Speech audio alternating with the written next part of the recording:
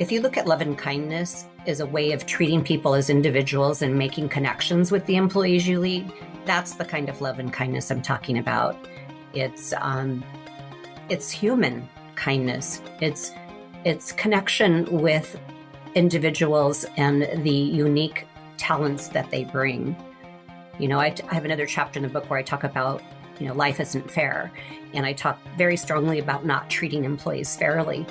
I was pushed at a very young age as a senior leader to, not take on too many people and make sure that whatever you do, you try to treat them fairly. And I thought that was a disservice to those people that I led. I felt that I unapologetically don't want to treat people fairly. I want to treat them as unique individuals. Hey everyone, it's Lynn Durham, and you're listening to Create Magic at Work. Create Magic at Work is on a mission to equip senior leaders with tools they need to be a true quantum leader and actually understand what that means. Improve employee engagement, retain top talent, and transform your workplace culture to have less drama and stress. So let's start making magic.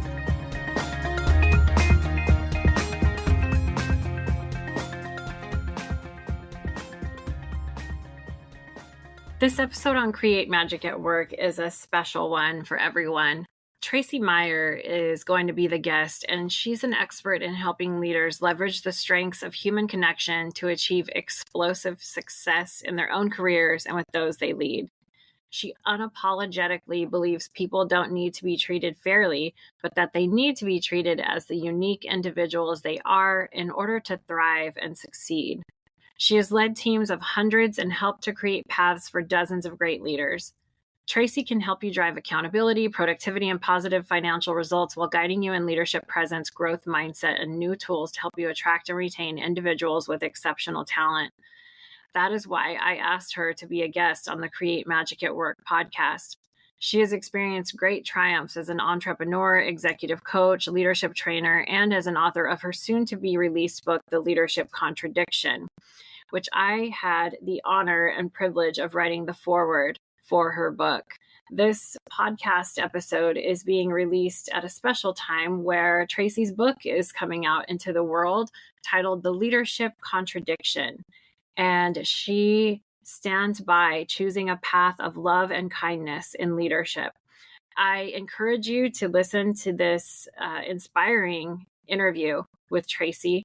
I can't help but leave every conversation I have with Traycee feeling like I want to do a little bit better in the world than I have before. And after reading her book, I closed it and just felt so inspired to do something for someone else, to leave my office as I operate through my errands and just spread kindness in some small way.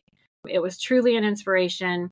I encourage you to get a copy of The Leadership Contradiction. The link is in the show notes, and it's also available on Amazon. And pull up a seat, pull up a cup of coffee, and take a listen to this wonderful message and conversation with Traycee Meyer. Traycee, welcome to Create Magic at Work. Is there anything else that you would like to share with the listeners other than the bio I just went over? Yeah, thank you for having me, Amy. I'm so excited about this. And I was thinking just a little earlier about the fact that a year ago, I never in my wildest dreams thought I would write a book and about my journey the last 40 plus years. And it's just been an incredible blessing to have received this book and been able to put it out to the world. Yeah, well, I am very appreciative that this book is out into the world because it really aligns with, of course, everything that Create Magic at Work is about, which is bringing heart and human connection to the workplace and advocating for healthy leaders and healthy workplaces. So thank you for having the courage to put this out, because I would imagine, and I'm not just imagining, there are a lot of books that are written that have not been put out for everyone to read. So thank you for having the courage to do that. Absolutely. Absolutely. So your book, that's what we're here to talk about today. The book is titled The Leadership Contradiction. And I wanted you to come on the podcast to share with all of the listeners what inspired you to write the book. And more than that, when I hear the title, The Leadership Contradiction, the first thing I think of is, wow, somebody's calling this out. Somebody is saying, hey, something's not right here. We're supposed to be inspiring people. We're supposed to be helping people along their growth journey. And yet we run into a contradiction when we're doing that. So why don't you start off sharing what inspired you to write the leadership contradiction? Wonderful. Thank you. That's a great question, Amy.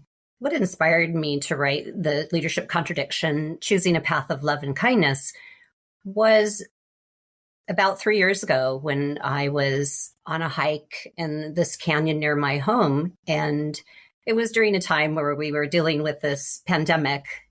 And a lot of people were kind of on their own, a lot of solo time. And that was my way of kind of processing the day and getting some fresh air and getting exercise and such. And on this particular day, I was walking down the path like I would any other day. And suddenly something just almost, I felt this physical hand almost stop me and caused me to really think. And I looked backwards behind me. There was nobody there. I looked forward. There was no one there. But I had this amazing feeling that I needed to record my thoughts. So I did that on my cell phone for the time that I had reception down in the canyon.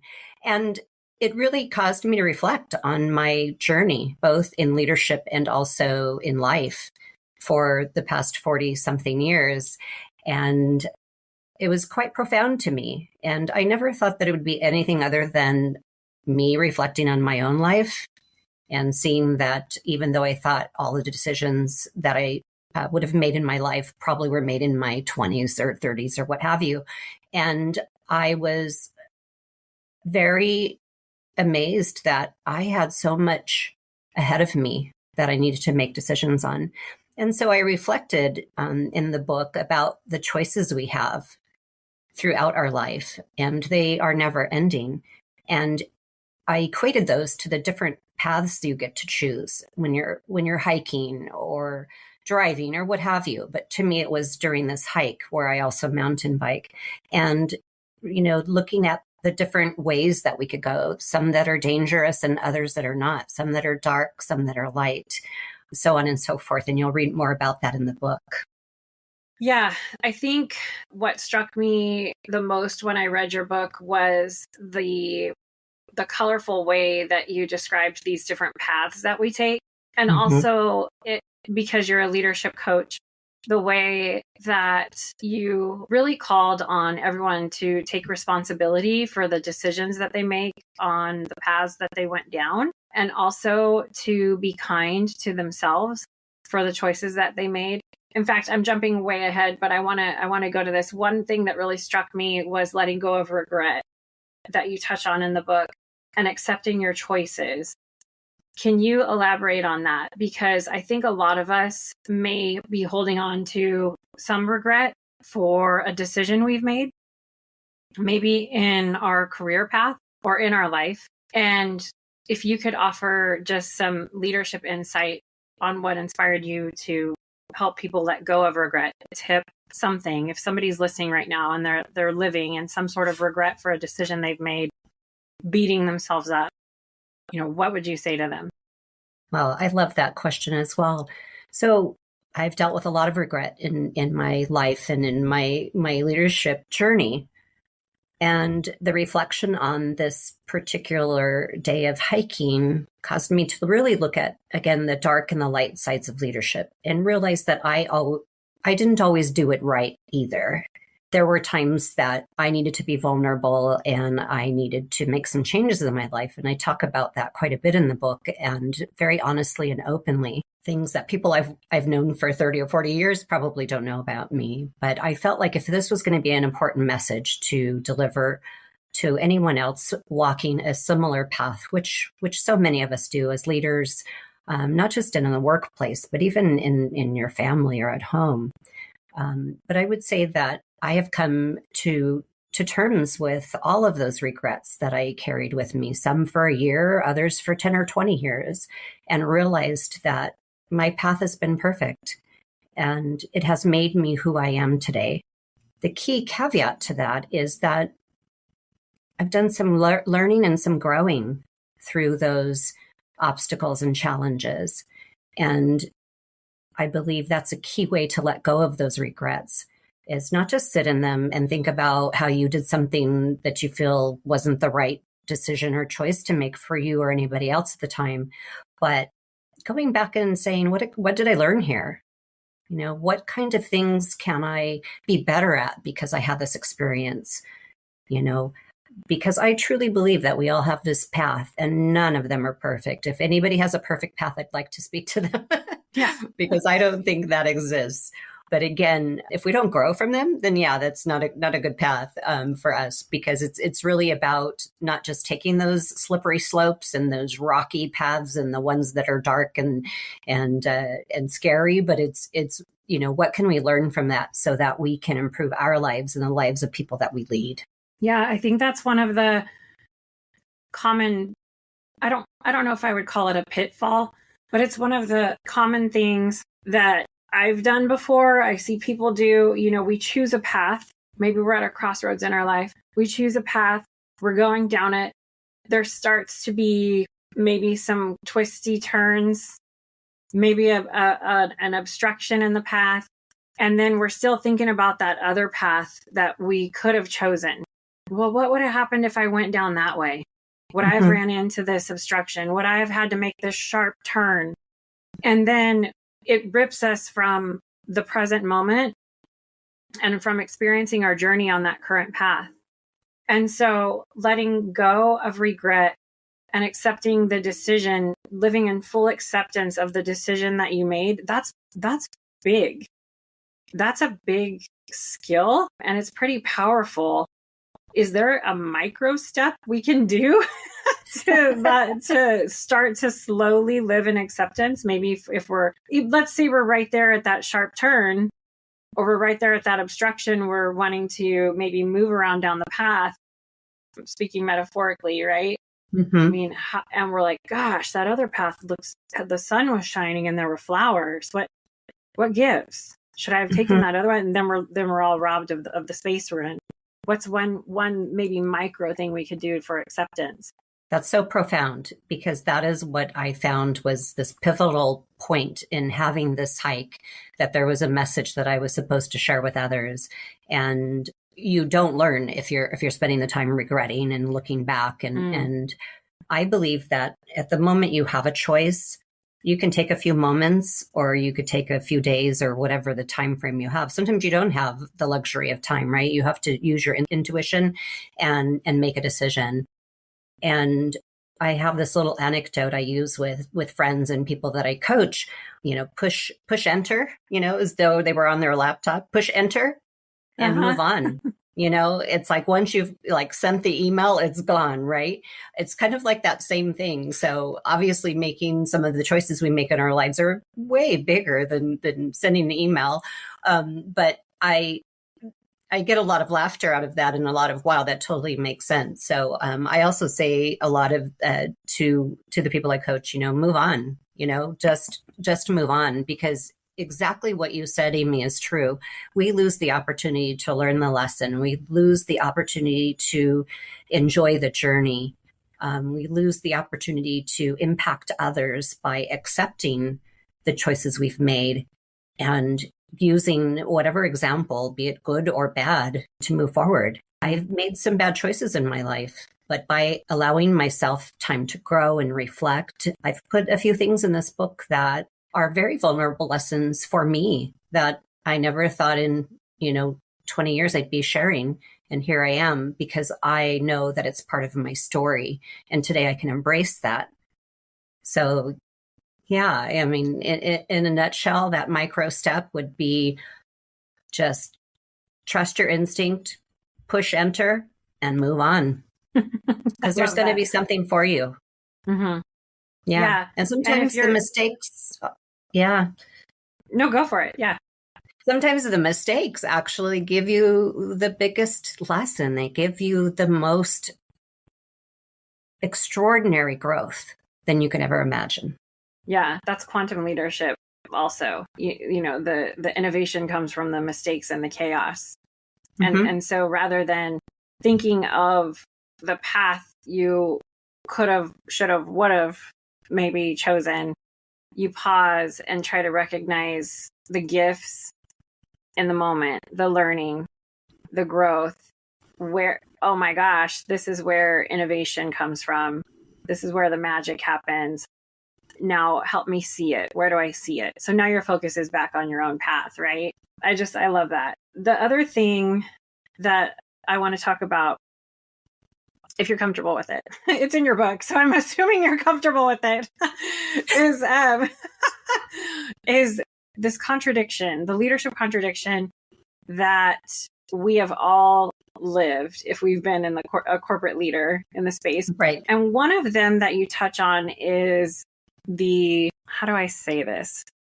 The use of alcohol, but in a way that it's viewed as kind of like you get like an upper echelon kind of way in the corporate space.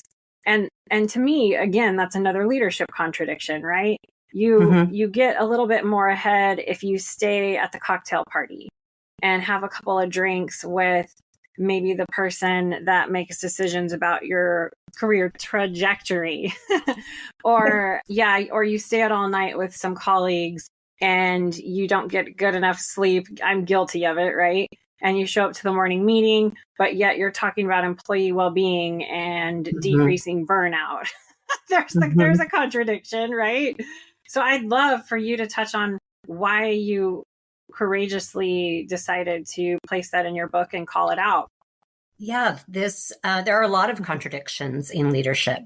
And the more time I spent, which was 9 or 10 months writing this book and speaking it to myself, in other words, recording it for myself, I was just stunned at how many contradictions there actually are. I think another word that I use for some of the things that we assume are good leadership traits are, it's kind of like a group illusion. You know, some of us who grew up particularly, and not only women, but particularly women, 40 years ago in a key leadership role, we really needed to join the cocktail parties in order to be at the table with the other executives. There was a lot fewer women who were in key leadership roles. And so, yeah, the contradiction that I call out today is that that's not part of being a great leader. As how much can you drink? Can you drink a double scotch at lunch? And I do talk about that in the book. But that the talent of being a true leader is being able to give back to others in a healthy way and guide them in a positive, meaningful way. The behaviors that we are meant to believe that are positive leadership traits are things that actually can be damaging to ourselves and to the people that we lead. And I think that's true for alcohol too. And also just a little further into the leadership contradiction, I believe that there's a really strong dark and light side of leadership. So there's so many paths that are that darker path.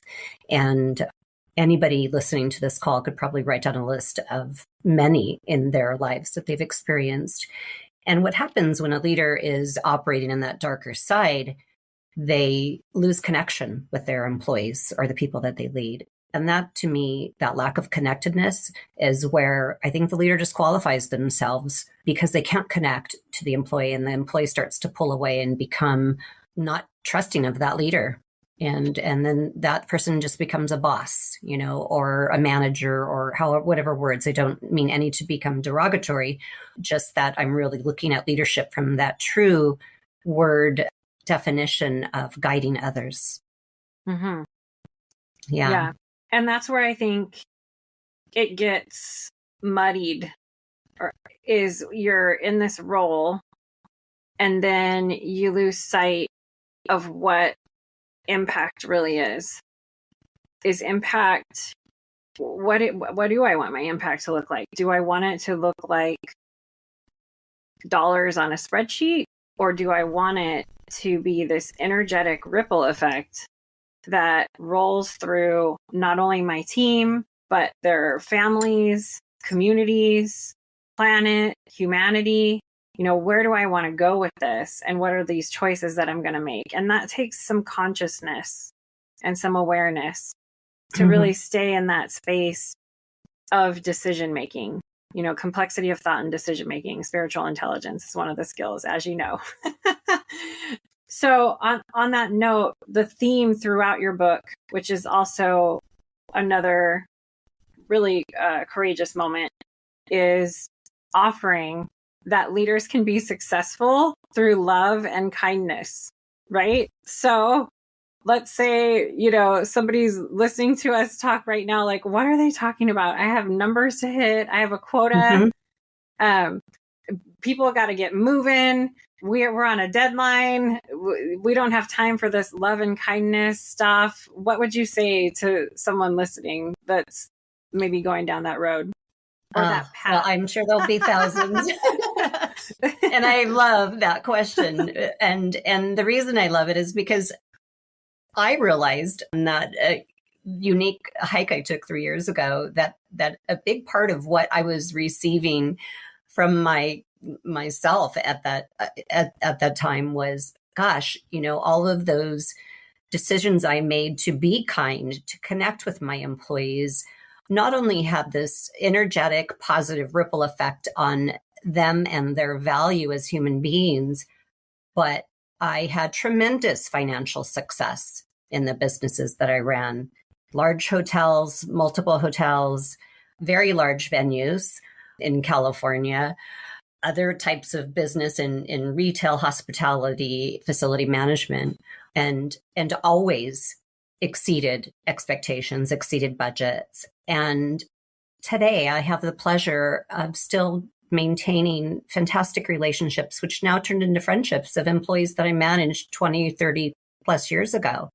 And they, in turn, are developing other kind and caring and loving leaders that realize that was the key.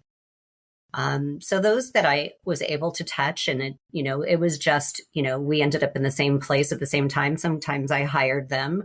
A lot of times I hired them, but often I took over a business where they already were working. And, but I can see the impact that I made on them. And it's so wonderful to see that they recognize the financial contributions we made to the companies that we managed together, that they now lead in that same way.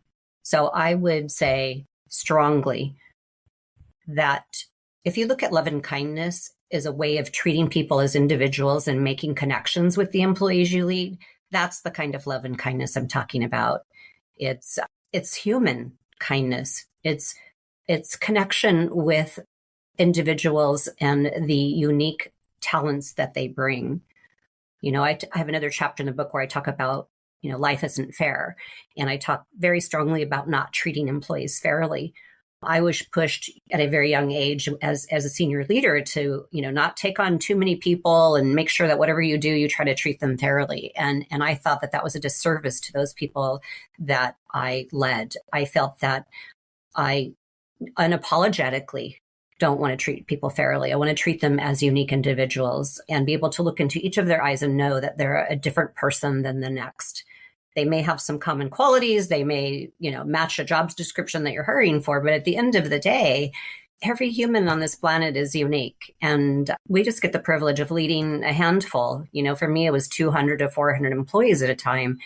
But every one of them was unique. And I could never lose sight of that. And that's a key takeaway that I share with people I coach today. Yeah. You have me thinking, because I'm in this path mindset with your book, and you have me thinking, yeah, it's the path we choose as a leader, because you can get results going down a path of not love and not kindness. You can get results. The question is, at what cost? What cost? What cost? What energetic cost? What cost on legacy? What cost on the effects of the people that are on your team that aren't receiving that loving and kind energy from their leader? And one of the most satisfying things is what you just described, when you're a leader stepping into a role after someone has chosen to lead at a large cost. Maybe they're not viewing people or seeing the humanity within them, or pinpointing their unique skills and then really amplifying them in an amazing way to achieve goals. isn't that the best when you stepped into that team and you're like, oh, I'm going to lead with love and kindness and we're going to get the most amazing results. It's a win-win. I have the audacity to do it. Isn't that so fun when the team responds to you in that way because they've worked for someone that might not have been operating in that space? Oh my gosh, it is wonderful. And I truly didn't think a lot about it until, again, a few years ago. I just acted authentically in the way that I felt I wanted to be around the people I spent 50, 60 hours a week with. You know, everyone knows that, generally speaking, we've all, through the climbing the corporate ladder, spend more time with our employees than we have with our families. And it was just a decision I made to be myself. I can name it today, and I could purposefully approach leadership in that way. But years ago, it was just how I was. I enjoyed meeting the employees that worked with me as much as they needed to be led by a leader who was kind and caring. But let's make no mistake about it, that there's also something I talk about in my book about the iron fist with a velvet glove. And that was actually how one of the executive vice presidents of a worldwide company described to me when I worked for them. She said, Traycee, you are that. And so I explained that a little bit more in the book, that I took that kind of as a badge of honor then. But the iron fist is not what you might think it is.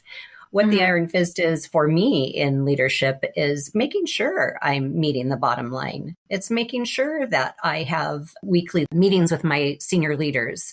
I know there's a whole bunch of people that will be able to tell you that if they arrived 5 minutes late for the meeting, they probably didn't get into the boardroom, because I just thought that was not acceptable. You know, I would ask for agenda items ahead of time. You know, I was a bit of a stickler on stuff like that, you know, and if you didn't meet your department, you know, bottom line budget, you needed to explain to me how, you know, why that didn't happen and what we were doing to correct it immediately for the following month. So there was always these, you know, requirements that I had to meet that were for the company that I managed. And so that never went on the wayside while I was treating people kindly.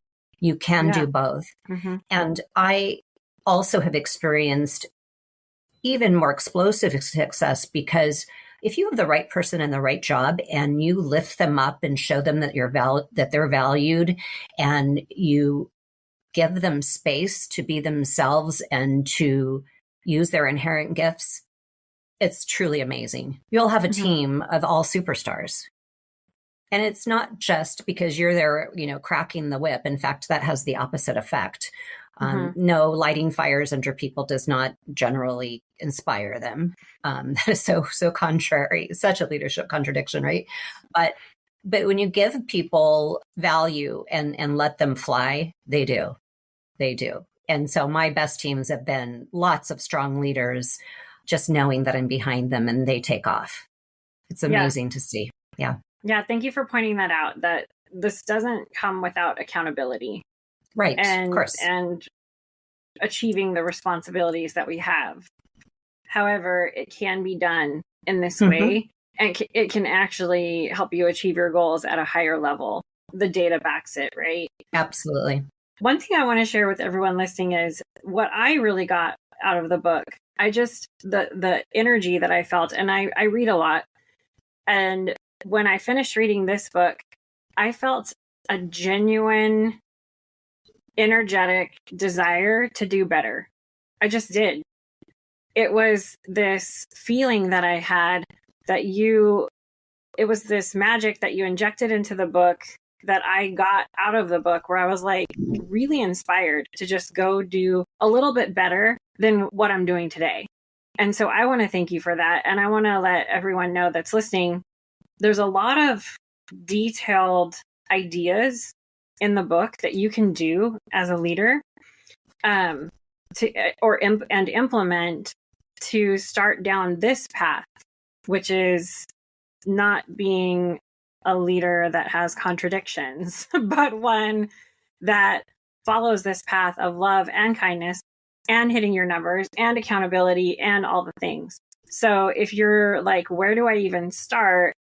I think the really cool thing about it is we're going to drop it in the show notes is just grab a copy of the Leadership Contradiction and read a couple of Traycee's recommendations. I mean, I'll have you share one right now before we pull a card, but is there anyone in particular that you want to share from the book?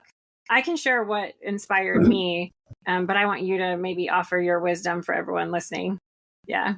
Okay. And there are so many, and I also reflected on how simple they are when I was calling them out to myself.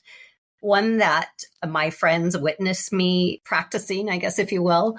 And when I say friends, that's a business colleague, it's family, it's associates of any sort, is I carry in my briefcase and my purse and my pocket these little note cards called Thoughtfuls. And I randomly give them to people in the drive-through, at the gas station, as I'm getting on or off an airplane flight or checking in or out of a hotel for business reasons. I put them in greeting cards for clients that I send note cards to. And it's just a little cardboard 2x2 card that has a note of inspiration. Now, I don't know what it says on the inside. And I actually pulled one for myself this morning. And so sometimes I inspire myself with them, but it's just this little random gesture that you can do with others. Mm-hmm. And it reminds me all the time that every interaction matters, even if I don't know the people. And most often, I don't even know the person I'm giving it to, but I might just lift them up for the day. And I think it's our responsibility, all of us, to do that as human beings. It's beautiful. Thank you. I'm curious what your message was this morning. The outside says, yay, you. And so they all have different titles or kind of categories, if you will. And it just kind of fell out of a box. So I figured it must be mine for the day. Anyways, inside it says, shine with all you have, by Caitlin Irons. Yes. Thank you. Okay. I'm going to pick a card for you and everyone listening, a message for today, for the week, for whenever you hear this. We talked about this a lot. Teamwork. We got teamwork. Awesome. Of course. Yeah. I now attract positive people into my life who serve my highest good. I now attract positive people into my life who serve my highest good. Wow. Yeah. Yeah. Traycee, I want you to share your answer to this question for everyone, Okay. Based off you authoring the Leadership Contradiction and everything we've talked about. Can you maybe sum up what does a supportive team feel like from your lens, from your leadership lens? Wow. I love that. A supportive team, from my lens, and from many others, I'm certain, feels like we are all seen, we are all heard, and we are all valued. That not one person on the team, regardless of their status, the salary they get paid, the title on their business card, if they have one, not one person is more valuable than the other. That everybody contributes to the success of the whole. Doesn't mean that sometimes we don't need to work with some of those teammates. And sometimes people aren't the right person for the team. But it means that we make every effort together to bring the best of everyone to the center so that we can all have this tremendous success that not just grows the company, but grows the individual. Thank you. That was incredible. Thank you. Traycee, if someone wants to connect with you, if they want to get a copy of the Leadership Contradiction, if they want to go deeper with your work, how can they connect with you? Wonderful. Thank you so much, Amy. This has been so wonderful. To get a copy of the book or find out more information about that, just go to theleadershipcontradiction.com. And you'll get information on how to order the book and some more information about how I coach and guide teams. If you want to reach out to me directly, it's Traycee at buleadership.com. So Traycee, TRAYCEE at BEYOU leadership.com. And I'd love to hear from all of you. Perfect. Yeah, thank you. And we will put all of those links in the show notes, and they will live there. So yeah, reach out to Traycee, get a copy of the Leadership Contradiction. You will walk away from reading this book, just like I said, feeling inspired to be better and do better. And definitely you will feel uplifted. So thank you so much for being a guest on the Create Magic at Work podcast. And thank you for helping send some magic to all the listeners. Thanks, Traycee. Thank you, Amy. It's a pleasure. Do you have this feeling that you were called to do something very special and important in the world? Do you consciously tune into something higher than yourself for guidance and inspiration? Have you had mystical or spiritual experiences that have provided guidance in your everyday life and work? If you answered yes to those 3 questions, then you are a fit for a Create Magic at Work coaching program. If you're looking to explore new frontiers in your personal and professional life, I invite you to consider stepping into one of my coaching programs. I specialize in helping people step outside of their comfort zone and embrace the unknown. Whether you're looking to launch a new business venture, navigate a major life transition, or simply push yourself to reach new heights, I can help you achieve your goals. Please schedule a complimentary consultation with me at createmagicatwork.net. Click on Work with Amy, and I can't wait to see you. Sending magic to you.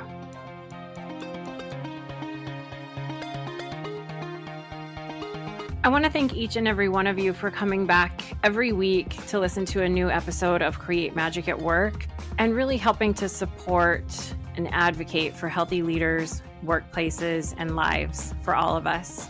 If you want any information on how to connect with me, click on the link in the show notes. You'll get access to all of the social media links for Create Magic at Work. Stay following along for more amazing episodes where we help you improve productivity and profitability in the workplace and decrease stress. Sending magic to everyone, and see you next time.